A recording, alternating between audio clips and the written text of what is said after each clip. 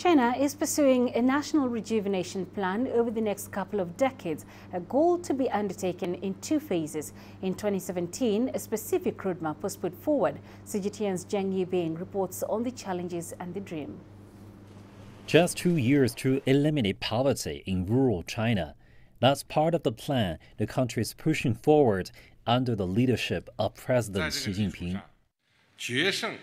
Securing a decisive victory in building a moderately prosperous society in all respects, and embarking on a journey to fully build a modern socialist China.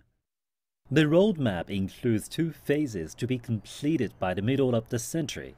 By 2020, China wants a moderately prosperous society with people enjoying higher living standards.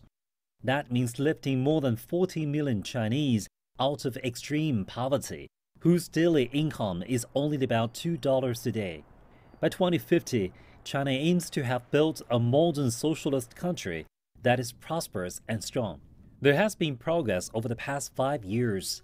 According to Premier Li Keqiang, the economy has expanded from $8.5 trillion to $13 trillion. And more than 68 million people have been lifted out of poverty, according to data provided by the Chinese government. In order for China to achieve its goals, President Xi says the party's leadership is key. He has launched an unprecedented anti-corruption campaign with the help of an anti-graft agency. Fighting corruption is now the commitment for the country's leaders as they are sworn into office. I will be loyal to the Constitution of the People's Republic of China and protect its authority. But there are many challenges ahead in order to reach the goal of Chinese rejuvenation. China will have eliminated the extreme poverty by 2020, but the relative poverty will exist for a long time. The government is committed for years to come, both in terms of innovation and global influence. The path to meeting the 2 goals remains difficult, yet efforts will continue as the country pledges to ensure the improvements of people's well-being and lives, and realize the rejuvenation of the Chinese nation. Zheng Yibing, CGTN, Beijing. Let's get you more on that from Gabriel Idahosa, who is an economist and joins me from the Nigerian economic capital, Lagos. Gabriel, China's political season has come to a close. The leaders have reaffirmed their commitment to work with other partners globally. How does Africa stand to gain in this arrangement?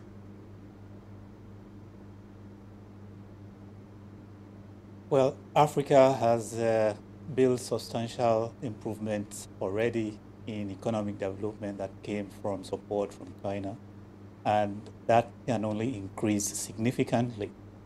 Most countries in Africa have large infrastructure projects around most parts of these countries that were started by Chinese companies that continue to grow, and you see more and more Chinese investments coming in.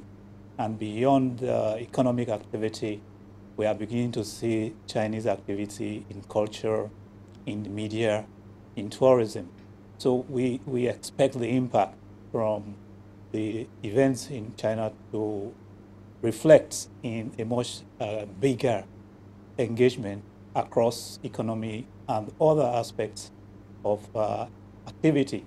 The other aspects beyond the economy are becoming more interesting because the primary relationship between Africa and China was based on trade and economics and investment.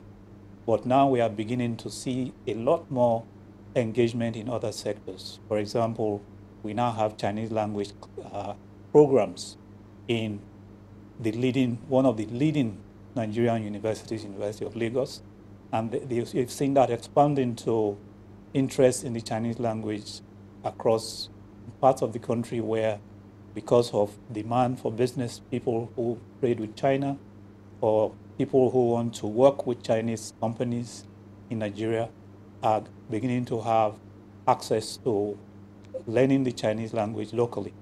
So it's now spreading from economics to other aspects of life. And it's only going to grow as these engagements continue. And the interest is from both sides. It's the side of Nigerians and other Africans who want to engage more with China because of the foundation built from intensive economic activity.